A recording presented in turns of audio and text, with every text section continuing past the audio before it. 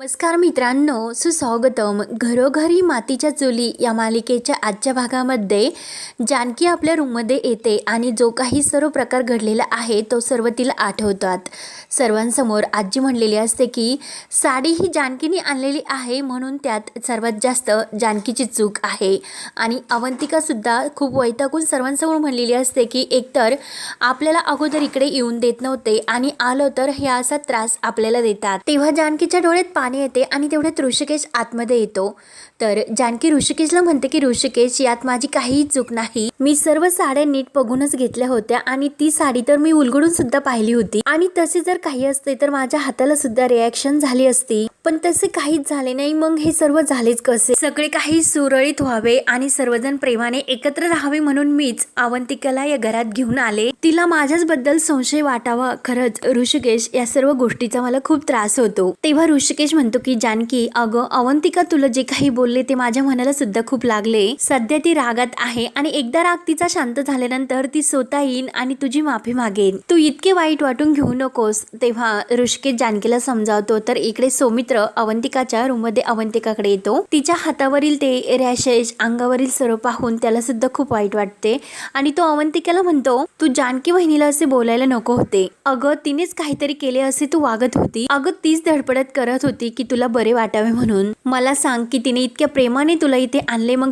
ती तुझ्याशी असे का वागेन? तेव्हा अवंतिका म्हणते की आय एम सॉरी सौमी, माझे चुकले. मला खरंच इतका त्रास होतो. मलाच कळत नाही की मी नेमकं काय बोलते, काय वागते आणि त्याच भरात मी काहीतरी बोलून गेले असेल. ते सर्व नंतर बघू शकतो, पण हा त्रास अगोदर थांबव. मला खूप त्रास होतो, खाज येते माझ्या अंगाला. सौमित्र म्हणतो की अगं म्हणूनच ती तुला म्हणत होती की शेण लाव, तुझ्या अंगाला जरा व्यवस्थित बरे वाटले असते, थंड वाटले असते. अगं आम्हाला सुद्धा माहिती आहे, लहानपणापासून आम्ही तेच करत आलो. खाज खुजलीची खाज शेणाने लगेच थांबते, हे तसेच काहीतरी दिसते. तर अवंतिका लगेच त्याच्यावर ओरडते की प्लीज सौमी, मला शेणबिन नाही लावायची, तुला कळत नाही का? काहीतरी उपाय असेल, काय सारखे सारखे शेण शेण करतो? सौमित्र म्हणतो की प्लीज अवंतिका शांत हो आणि तो अवंतिकेचा हातामध्ये घेऊन त्यावर फुंकर मारतो. तर अवंतिका म्हणते की सौमी प्लीज ऐक, मला इथे नाही राहायचे, तू मला इकडून घेऊन चल, मला इथे नाही राहायचे, मला खूप भीती वाटते. सतत माझ्या मनामध्ये एक विचित्र भीती असते, मी नाही राहू शकत इथे, प्लीज मला इकडून घेऊन जा, मला खरंच खूप त्रास होतो. खरंच अवंतिकाच्या अंगाला खूप खाज सुटलेली असते आणि ती खाज करून करून खूप वैतागलेली असते.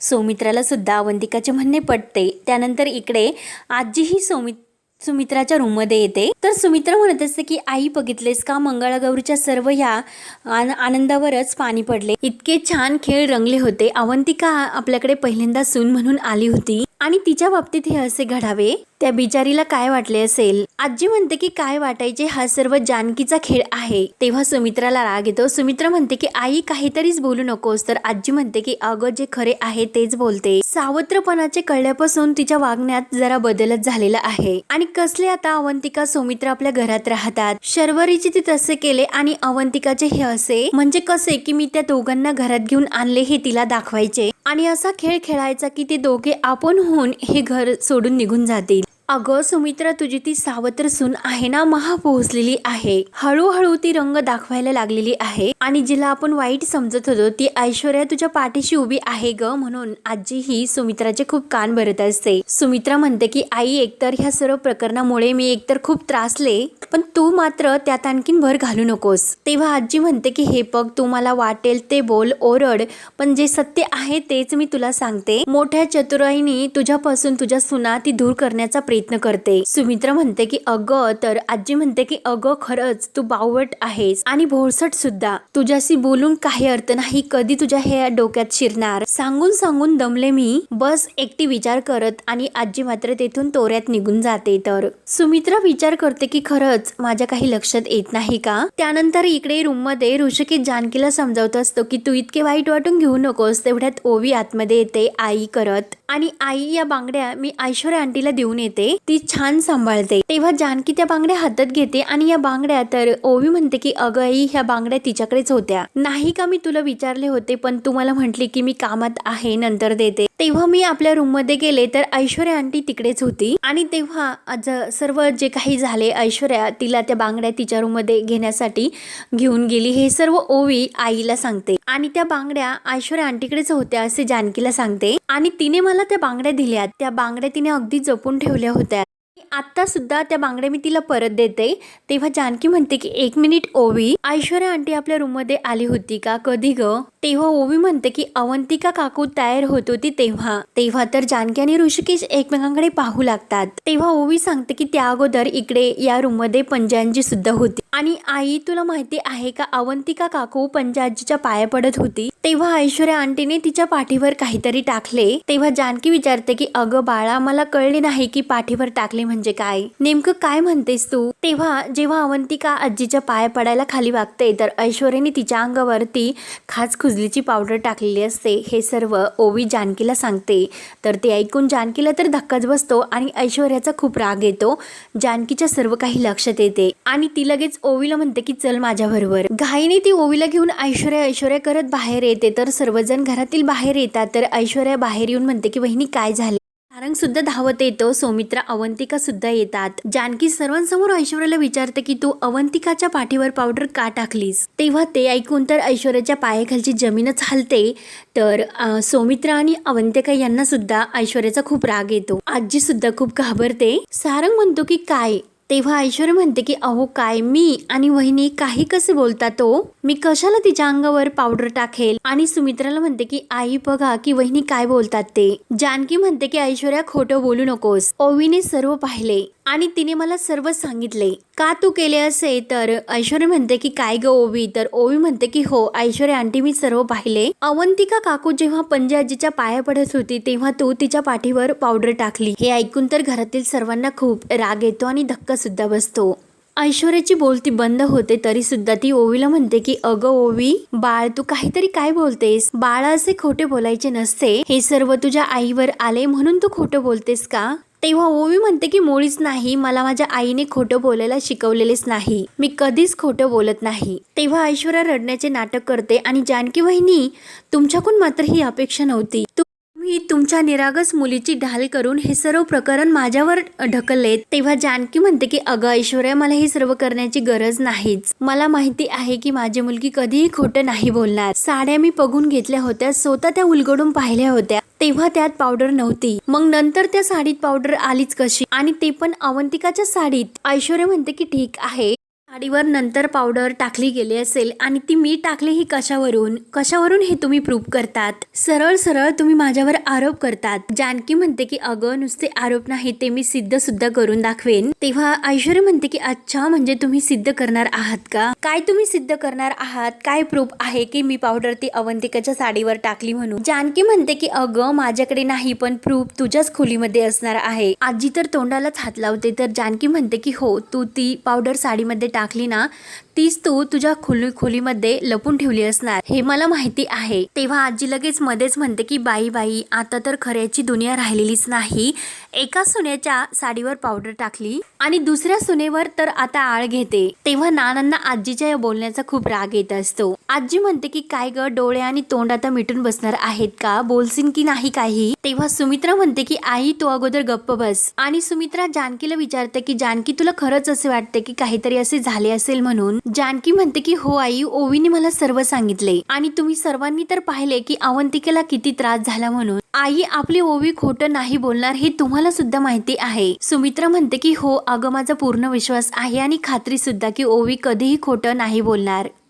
आणि तेवढाच विश्वास तेवढी खात्री जानकी तुझ्याबद्दल सुद्धा आहे. तू उगाचच हे काही बोलणार नाही. पण जानकी एक सांगते की ऐश्वर्या आता खूप बदललेली आहे, मग त्यामुळे ती असे काही करेल असे सुद्धा मला नाही वाटत. आपण एक काम करूयात, आपण ऐश्वर्याच्या खोलीमध्ये जाऊन ते शोधूयात, म्हणजे कुणाच्या मनात शंका राहायलाच नको. तेव्हा ऐश्वर्या म्हणते की आई पण. तर सुमित्रा म्हणते की हे बघ ऐश्वर्या माझा तुझ्यावर पूर्ण विश्वास आहे आणि तेवढाच विश्वास जानकीवर सुद्धा आहे. तू काहीच केले नाही मग घाबरते कशाला? आणि चला जाऊयात सारंग तू सुद्धा चल म्हणून जानकी सर्वजण ऐश्वर्याच्या रूम मध्ये ती पावडर शोधण्यासाठी जातात। तेव्हा जानकी सर्व रूम मध्ये शोधत असते, बेड खाली, कपाटामध्ये, सर्व टेबल ड्राच्या ड्रॉवर मध्ये सर्वत्र शोधते, पण शेवटी तिला काही सापडत नाही आणि ती शांतपणे उभी राहत असते, सारंगकडे पाहत असते। सुमित्रा विचारते की अगं जानकी सापडले का काही? जानकी म्हणते की नाही आई, कुठे काही सापडलेले नाही। सुमित्रा म्हणते की मला वाटलेच होते की ऐश्वर्या असे काही करणार नाही म्हणून। तेव्हा सारंग सुद्धा म्हणतो की आई तुझे बरोबर आहे। तर जानकीला सारंग सुद्धा ऐश्वर्याची किती बाजू घेतो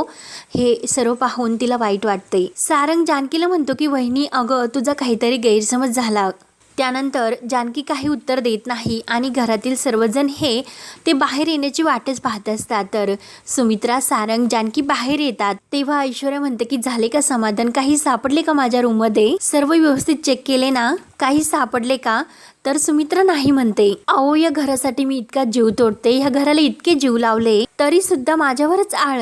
जानकी वहिनी सांगा की मी तुमचे काय वाकडे केले ते? आई काय चुकते हो माझे? जानकी मात्र ही शांत असते। ऐश्वर्या रडण्याचे नाटक करत म्हणते की आई तुम्हीच सांगा की माझे काय चुकते? जानकी वहिनीने सांगितल्याप्रमाणे प्रत्येक गोष्ट मी करत असते, त्यांनी शिकवल्याप्रमाणेच वागते। जानकी वहिनीचा आदर्श डोळ्यासमोर ठेवून मी प्रत्येक एक पाऊल पुढे टाकते, सगळ्या गोष्टी मी त्यांच्या पद्धतीने करायला जाते, तरी सुद्धा मीच दोषी। आणि रडत म्हणते की जानकी वहिनी तुमच्याकडून मात्र ही अपेक्षा नव्हती। तेव्हा जानकी मात्र खाली मान घालून उभी राहते, कारण तिला पुरावा कोणताही सापडलेला नसतो, त्यामुळे काही बोलता येत नाही। तेव्हा ऐश्वर्या सारंगला म्हणते की अहो तुम्ही बोला काहीतरी, तुम्ही असे गप्प उभे का? सांगा ना तुम्ही सर्वांना की माझं तुमच्यावर किती प्रेम आहे, ते या घरावर किती प्रेम आहे, मी सर्वांना किती जीव लावते, घरच्या प्रत्येक व्यक्तीला सांगा ना। तेव्हा सारंग म्हणतो की हो वहिनी, ऐश्वर्या जे म्हणतात ते बरोबर आहे।